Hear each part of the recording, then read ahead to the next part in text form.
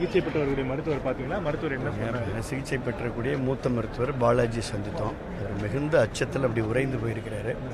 இது ஒரு இடத்துல மட்டும் காயம் இல்லைங்க. அவருக்கு கழுத்தில் காயம், காதில் இயர் லோபில் ஃபுல்லாக சூச்சர் போட்டிருக்கு, தலையில் பின்பக்கம் முழுக்காயம். நான் எத்தனை சூச்சர் போட்டிருக்காங்கன்னு கேட்டேன்.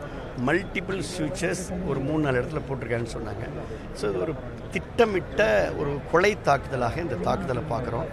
மரியாதைக்குரிய பொதுச்செயலாளர் எடப்பாடியார் சார்பில் கடுமையான கண்டனத்தை தெரிவிப்பதோடு, ஒரு மருத்துவமனையில் சிந்திரக்கூடிய ரத்தத்தை பார்க்குறப்ப ஒரு நோயாளி தான் ரத்தம் சிந்தி ரத்த வெள்ளத்தில் இருப்பாங்க.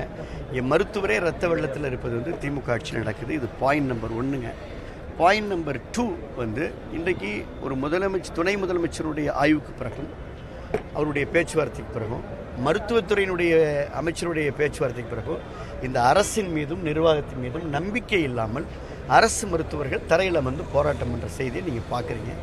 ஸோ இதெல்லாம் இந்த அரசில் ஒட்டுமொத்தமாக அந்த சிஸ்டம் ஃபெயிலியர் என்பதை நான் பார்க்குறேன். தேங்க்யூ.